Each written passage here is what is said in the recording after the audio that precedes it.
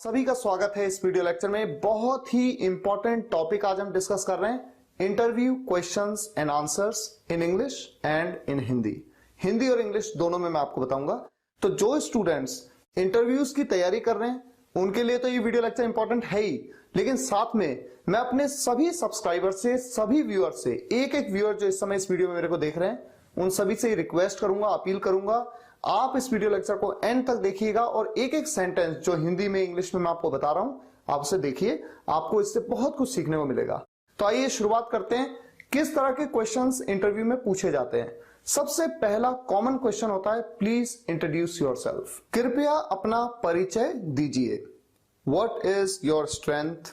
आपकी स्ट्रेंथ क्या है, यानी आपकी ताकत क्या है। What is your weakness? आपकी कमजोरी क्या है। Why do you want to work in our company? आप हमारी कंपनी में काम क्यों करना चाहते हो। Why should we hire you? हम आपको हायर क्यों करें, यानी हम आपको सिलेक्ट क्यों करें। Where do you see yourself after 5 years? आप 5 साल बाद अपने आप को कहां देखते हो। Can you work under pressure? क्या आप दबाव में काम कर सकते हो। How did you celebrate your last birthday? आपने अपना पिछला जन्मदिन कैसे मनाया, कैसे सेलिब्रेट किया। What's your salary expectation? Salary को लेकर के आपकी एक्सपेक्टेशन क्या है, कितना उम्मीद कर रहे हो आप। और एक आखिरी क्वेश्चन जो सभी इंटरव्यूअर्स जनरली आपसे पूछते हैं, do you have any questions? आपके कोई क्वेश्चंस हैं क्या, यानी आप कुछ पूछना चाहते हो। आज इस वीडियो लेक्चर में इन क्वेश्चंस के इतने इफेक्टिव आंसर्स मैं आपको बताने वाला हूं कि अगर आप इनको सिर्फ रट के भी इंटरव्यू में जाएंगे तो मैं दावे से कह सकता हूं, ये मेरा एक्सपीरियंस है, आप इंटरव्यू में फेल नहीं हो सकते। लेकिन आपको उसी तरह से डिलीवर करना है, उसी तरह से बोलना है जैसा मैं अभी आपको बताने वाला हूं। तो आइए शुरुआत करते हैं, लेकिन शुरुआत करने से पहले कुछ बेसिक चीजें आपको पता होनी चाहिए। सबसे पहले तो आप मुझे यह बताइए, जब आप इंटरव्यू में जाते हैं तो आप क्या लेके जाते हैं। बायोडाटा, रिज्यूम या फिर करिकुलम वीटे। आप बायोडाटा, रिज्यूम या करिकुलम वीटे लेके नहीं जाते। अब आप सोचेंगे कि ऐसा तो नहीं है, हम तो लेके जाते हैं। आप बायोडाटा नहीं लेके जाते, आप बायो डेटा लेके जाते हैं। सबसे पहले तो हमें अपनी प्रोनाउंसिएशन को सुधारना है, क्योंकि अगर इंटरव्यूअर हमसे पूछ ले व्हाट इज दिस और हम कहते हैं दिस इज माय बायोडाटा, तो वो गलत इंप्रेशन बनेगा। बायोडाटा नहीं, बायो डेटा। रिज्यूम नहीं, रिज्यूमे में, resume, this is my resume. Resume क्या होता है? रिज्यूम तो एक वर्ब है जिसका मतलब होता है, एक क्रिया है जिसका मतलब होता है एक बार फिर से शुरू करना, टू स्टार्ट अगेन। रिज्यूम वो नहीं, यह है रिज्यूमे। और करिकुलम वीटे नहीं, वीटाए, करिकुलम वीटाए, जिसे आप सीवी कहते हैं। तो ये आपको ध्यान रखना है, बायोडेटा, रिज्यूमे और करिकुलम वीटाए। इसके अलावा एक छोटी सी बात और, बायोडेटा का फुल फॉर्म क्या होता है? Biographical data. रिज्यूमे जो वर्ड है ये एक फ्रेंच वर्ड है और उसका मतलब होता है समरी। और करिकुलम वीटाए ये एक लैटिन वर्ड है जिसका मतलब होता है कोर्स ऑफ लाइफ। लाइफ का कोर्स यानी लाइफ का पूरा क्रम। कोर्स मतलब क्रम, अरेंजमेंट, कैसा कैसा क्या क्या हुआ। और इसीलिए जब आप बायोडेटा लेके जाते हैं, बायोडेटा में बुलेट पॉइंट में आप मेंशन करते हैं अपना नाम, father's name, date of birth, educational qualification, आपका experience, marital status, languages known, कौन कौन सी लैंग्वेजेस आपको आती हैं, नेशनैलिटी क्या है आपकी, इंडियन है आप, तो ये आप मेंशन करते हैं बायोडेटा में। एक पेज में कंप्लीट हो जाता है। लेकिन रेज्यूमे में थोड़ा और एक्सप्लेन करते हैं। और सीवी में, सीवी तो आपकी 5-6 पेजेस तक चली जाती है, जो करिकुलम विटाए है 5-6 पेजेस तक। क्यों? वहां पर आप हर चीज को डिटेल में मेंशन करते हैं। 10th में आपके कितने परसेंटेज थे, 12th में आपका कितना परसेंट आया, ग्रेजुएशन में, पोस्ट ग्रेजुएशन में एक्सपीरियंस 2, 3, 4, 5 कंपनीज के नाम भी आप लिखते हैं, जितना भी एक्सपीरियंस आपके पास है। तो करिकुलम वीटाए आपका जनरली 5-6 पेजेस तक चला जाता है। फिलहाल इसके डिटेल में हम नहीं जाते हैं। अब पहले क्वेश्चन की बात करते हैं, जो क्वेश्चन आपके सामने इंटरव्यूअर पूछता है, आपसे पूछता है। क्या क्वेश्चन है? What's your strength? आपकी ताकत क्या है। इस क्वेश्चन का आंसर सिर्फ 2 लाइन में आप दे सकते हैं, बहुत ही सिंपल तरीके से। और हमेशा ध्यान रखें, इंटरव्यू चाहे हिंदी में हो चाहे इंग्लिश में, मतलब जैसे भी आप बोल रहे हैं, आपको हाइपर नहीं होना है। तो जब आप इंग्लिश में कहते हैं, आप कैसे कहते हैं? Sir, I am a very hard working person, I am punctual and loyal towards my work. Simple, यानी I am a very hard working person, मैं एक बहुत ही मेहनती व्यक्ति हूं। I am punctual and loyal towards my work, मैं समय का पाबंद हूं और लॉयल हूं, यानी निष्ठा है मेरे अंदर टुवर्ड्स माय वर्क, अपने काम के प्रति। Simple answer. अब अगला क्वेश्चन इंटरव्यूअर की तरफ से क्या आ सकता है? How can you say that you are a hard working person? ये क्वेश्चन हो सकता है। अब इसका आंसर आप कैसे देंगे? तो सिंपल सा आंसर आप रट लीजिए, नोट कर लीजिए अपनी नोटबुक में। अभी मैं आपकी स्क्रीन पे भी रखने वाला हूं। आपको क्या कहना है? Sir, because whatever task is assigned to me, I just get into it, I don't even see the time. Sir, क्योंकि जो भी टास्क मुझे असाइन किया जाता है, I just get into it, मैं बस उसमें मगन हो जाता हूं, यानी घुस जाता हूं। आई don't even see the time, मैं टाइम भी नहीं देखता। हो सकता है इंटरव्यूअर आपसे ये क्वेश्चन ना करके ये क्वेश्चन कर देता, how can you say you are punctual? आप कैसे कह सकते हैं कि आप पंक्चुअल हैं, यानी समय के पाबंद हैं? तो इस क्वेश्चन का भी आंसर आप रट के जाएंगे, sir, because I always value the time, I understand time once gone can never be regained. Sir, क्योंकि मैं हमेशा टाइम को वैल्यू देता हूं, मैं समझता हूं, आई अंडरस्टैंड दैट कि time once gone can never be regained. Time एक बार जो चला गया वो कभी वापस नहीं आ सकता। और इसके अलावा अगर इंटरव्यूअर आपसे आपकी स्ट्रेंथ को लेकर के ये क्वेश्चन कर देता, how can you say you are loyal towards your work? आप कैसे कह सकते हैं कि आप अपने वर्क के लिए लॉयल हैं, यानी वफादार हैं, निष्ठा है आप में? तो आपका आंसर होता, sir, because I always treat my company as my own, so I work with honesty and dedication. Sir, क्योंकि मैं हमेशा अपनी कंपनी को अपना खुद का समझता हूं, माई ओन, मैं ये समझता हूं कि ये कंपनी किसकी है? मेरी खुद की है। So I work with honesty and dedication, इसलिए मैं ऑनेस्टी के साथ, ईमानदारी के साथ और डेडिकेशन के साथ, लगन के साथ काम करता हूं। अगला क्वेश्चन आपके सामने आ सकता है, व्हाट इज योर वीकनेस? आपकी कमजोरी क्या है? गाइस, हमेशा ध्यान रखिए, कमजोरी कभी ऐसी नहीं बतानी है जिसका नेगेटिव इंपैक्ट आपकी जॉब पर पड़े। मान लीजिए आप इंटरव्यू में जाते हैं, ऐसा इंटरव्यू हो रहा है, ऐसी कंपनी का इंटरव्यू है जहां पर कि आपको नाइट शिफ्ट में भी जॉब करनी पड़ सकती है, नाइट शिफ्ट भी लग सकती है, मॉर्निंग शिफ्ट भी हो सकती है, और वहां पर इंटरव्यूअर आपसे पूछता है, व्हाट्स योर वीकनेस? आपकी वीकनेस क्या है? और आप कहते हैं, I sleep a lot, I feel sleepy at work, या फिर I am lazy and I sleep a lot. तो इंटरव्यू को तो ऐसा लग सकता है कि while being the night shift you might sleep, रात की शिफ्ट में आप सो भी सकते हैं। तो ये गलत है, कंपनी के पॉइंट ऑफ व्यू से ये गलत है। ऐसा एम्प्लॉय तो वो कभी हायर नहीं करेंगे। इसलिए नेगेटिव पॉइंट हमेशा ऐसा बताओ जो कंपनी के पॉइंट ऑफ व्यू से पॉजिटिव हो, भले ही आपके खुद के लिए नेगेटिव हो, क्योंकि इस समय इंटरव्यूअर का फोकस ये है कि उसको ऐसा एम्प्लॉय चाहिए जो कंपनी के लिए बिल्कुल डेडिकेशन के साथ में रात दिन जब भी जिस भी शिफ्ट में बुलाएं वो ढंग से काम कर सके। तो ऐसे में आप क्या आंसर दे सकते हैं? What's your weakness? आप कह सकते हैं, sir, I can't say no if anyone asks me for help, I think that's my weakness. I can't say no, मैं नो नहीं कह सकता if anyone asks me for help, अगर कोई भी मुझसे हेल्प मांगे, I think that's my weakness, मुझे लगता है कि ये मेरी वीकनेस है। यहां पर इंटरव्यूअर आपको काउंटर करने के लिए एक और क्वेश्चन पूछ सकता है और वो जानना चाहेगा कि आपकी एक्चुअल कौन सी वीकनेस है जिसको वो पकड़ पाए। तो वो आपसे पूछ सकता है, एनी अदर वीकनेस? यहां पर भी आपको बहुत चतुराई से काम करना है, बहुत ही डिप्लोमेटिक आंसर देना है। आंसर ऐसा होना चाहिए जो दोबारा से उनके पॉइंट ऑफ व्यू से नेगेटिव नहीं होना चाहिए। तो आप क्या कहेंगे? Sir, I think I am a very emotional person. Sir, मुझे लगता है कि मैं बहुत इमोशनल पर्सन हूं, इमोशनल व्यक्ति हूं। अब अगर इंटरव्यूअर ने आपसे यहां पर यह पूछ लिया, how is being emotional a weakness? Emotional होना वीकनेस कैसे है? आपको क्या आंसर करना है? Sir, sometimes we need to be selfish too, otherwise we get into trouble. कभी कभी हमें सेल्फिश होने की भी जरूरत होती है, वरना हम मुश्किल में पड़ जाते हैं। Question number 4, why do you want to work in our company? जब आप किसी हायर लेवल की पोस्ट के लिए जाते हैं तो पिछले फाइनेंशियल ईयर में कंपनी की क्या ग्रोथ रही, ये लास्ट 3 to 5 इयर्स में कंपनी का क्या प्रॉफिट रहा, क्या ग्रोथ रही, इन सब चीजों के बारे में आप डिस्कस करते हैं, या फिर थोड़ा बहुत डिटेल आप इंटरनेट से लेते हैं और वहां पर इंटरव्यू के सामने वो बोलते हैं। लेकिन जनरली आपको ज्यादा डिटेल में जाने की जरूरत नहीं होती है। आप सिंपली क्या कह सकते हैं? आप कह सकते हैं, sir, it's a growing company in India. Growing या रेप्यूटेड, अब ग्रो कर रही है तो ग्रोइंग कह दीजिए, रेप्यूटेड ऑलरेडी है तो रेप्यूटेड कह दीजिए। Sir, it's a reputed company in India. As far as I have heard about it, the work environment is amazing, people really feel proud of working here. I think it's a golden opportunity for me to work here and explore my potential. जहां तक मैंने इसके बारे में सुना है, the work environment is amazing.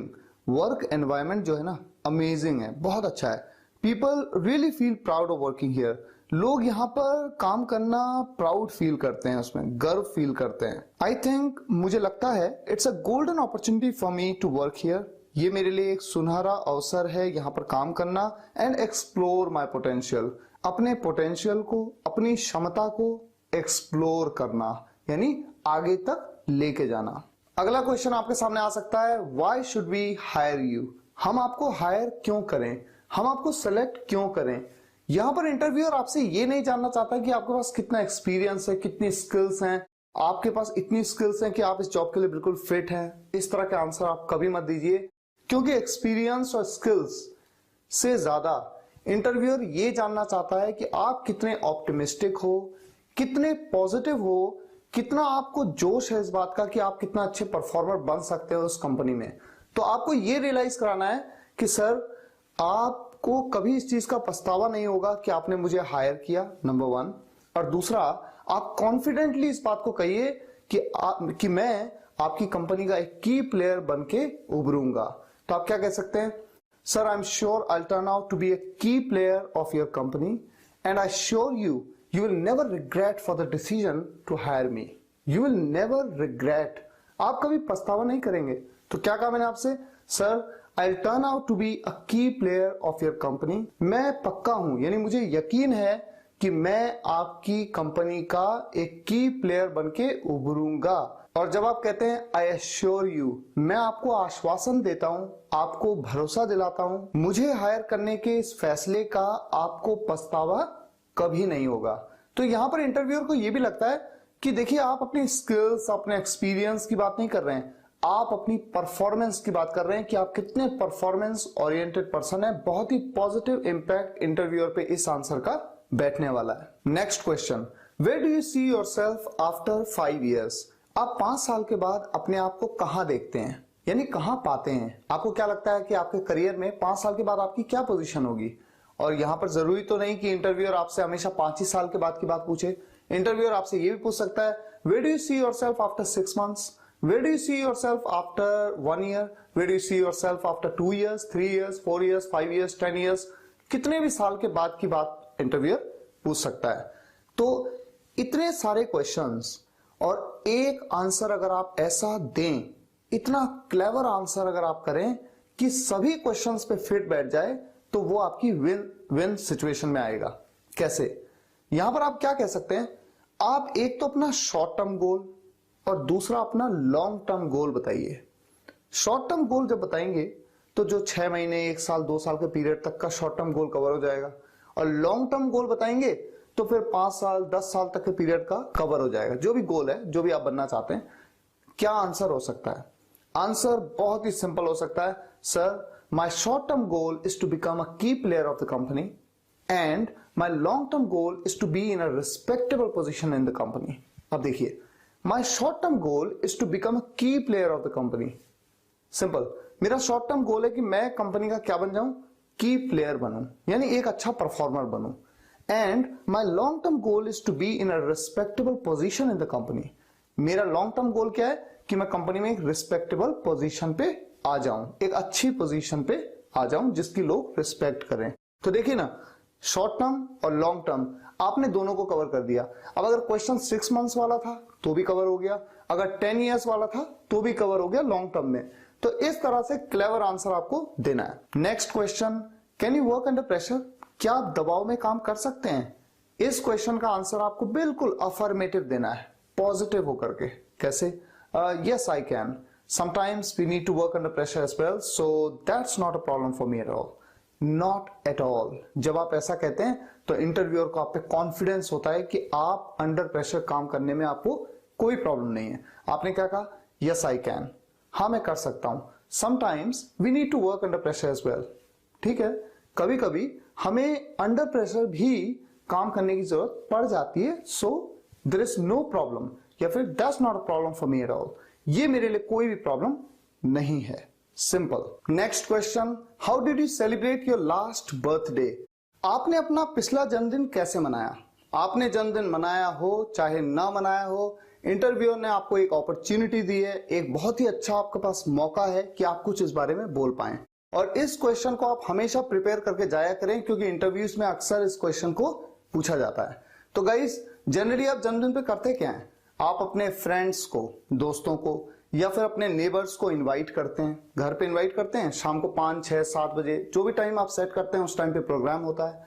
आप cake काटते हैं, आपको गिफ्ट मिलते हैं, आप एंजॉय करते हैं और उसके बाद सब चले जाते हैं। जनरली यही होता है। तो इस बात को आप कैसे कह सकते हैं? आप हालांकि अपने वर्ड्स में इस बात को नोट करिए, मेंशन करिए क्या क्या हुआ, कैसे कैसे हुआ। भले नहीं भी हुआ फिर भी सोचिए कि कैसे हुआ और उसको याद करके जाएं। एक एग्जांपल मैं आपको देता हूं। आप कह सकते हैं, sir I invited all my friends and neighbours at home at about 7 o'clock in the evening. मैंने शाम को 7 बजे अपने सभी दोस्तों को, अपने सभी नेबर्स को, पड़ोसियों को घर पे इन्वाइट किया। Few of my friends, few of my relatives were already present at home. कुछ मेरे दोस्त और रिलेटिव्स घर पे पहले से ही मौजूद थे। मान लीजिए वो 4 बजे 3 बजे ही आ गए थे। जो भी आपके मन में आया आप बोल रहे हैं। I cut the cake at about 8 o'clock। मैंने 8 बजे के करीब केक काटा। I receive lot many gifts from my friends. मुझे अपने दोस्तों से कई गिफ्ट्स मिले। माई father gifted me a mobile. मेरे पापा जी ने मुझे एक गिफ्ट किया मोबाइल। एग्जाम्पल है, my father gifted me a mobile. We had fun together, we had dinner together and we finished off by 9 o'clock। हमने 9 बजे तक ही प्रोग्राम फिनिश कर दिया। इस तरह से आप बोल सकते हैं, अपने वर्ड्स में जो भी आप बोलना चाहें बोल सकते हैं। फिलहाल इस बात को जो मैंने अभी आपको बोला है इसको मैं स्क्रीन पे ले आता हूं ताकि आप इसका स्क्रीनशॉट ले सकें, आप इसको नोट कर सकें। आप इसको एज इट इज बोलना चाहें तो भी कोई प्रॉब्लम नहीं है, आप एज इट इज बोल सकते हैं, लेकिन ढंग से बोलना है। ऐसे नहीं बोलना है कि लगे कि आपने रटा हुआ है। Question number 9, what's your salary expectation? आपकी सैलरी को लेकर के क्या एक्सपेक्टेशन है, क्या उम्मीदें हैं? अगर आप एक फ्रेशर हैं, आपको कोई एक्सपेक्टेशन नहीं बतानी। भले ही आपके मन में होगा कि आपको 20,000, 30,000, 40,000, 50,000 रुपीज मिल जाए, लेकिन आपको बोलना नहीं है। क्योंकि अगर आप ऐसा बोलते हैं तो इंटरव्यूअर के मन में यह आता है कि कल अगर आपको कहीं पे और बेहतर सैलरी मिलेगी तो आप तुरंत स्विच कर जाएंगे। ये इंप्रेशन आपको एचआर एग्जीक्यूटिव के मन में नहीं बनाना है। जबकि सब जानते हैं कि सैलरी कितनी इंपॉर्टेंट होती है, लेकिन फिर भी ये बात बोलनी नहीं है। तो आपको क्या बोलना है? Sir, as per the company norms. Company के नॉर्म्स के मुताबिक, जो भी कंपनी की पॉलिसी है उसके मुताबिक। और जो एक्सपीरियंस्ड कैंडिडेट हैं, ये तो अंडरस्टूड है, अगर वो किसी और कंपनी से इस कंपनी में आ रहे हैं तो या तो वो कुछ हाइक चाहते हैं या फिर बराबर की सैलरी पे आ रहे होंगे। जो भी उनकी एक्सपेक्टेशन है ये उन पे डिपेंड करता है। तो एक्सपीरियंस्ड कैंडिडेट बता सकता है अपनी एक्सपेक्टेशन को। वो कह सकता है I expect 20,000 rupees a month. पिछली कंपनी में 18,000 रुपीज मिल रहे थे, इस कंपनी में 20,000 रुपीज एक्सपेक्टेशन है। तो एक्सपीरियंस्ड कैंडिडेट बोल सकता है, फ्रेशर को बोलने की जरूरत नहीं है। क्वेश्चन नंबर 10, लास्ट में इंटरव्यूअर आपसे जनरली एक क्वेश्चन पूछता है, do you have any questions? क्या आपके कोई क्वेश्चंस हैं, आपके कोई सवाल हैं, आपको कुछ पूछना है? तो यहां पर आपको चुप नहीं रहना है। क्यों नहीं रहना है? क्योंकि इंटरव्यूअर ये जानना चाहता है कि क्या आपको इस जॉब को लेकर के कोई एक्साइटमेंट है भी या नहीं है।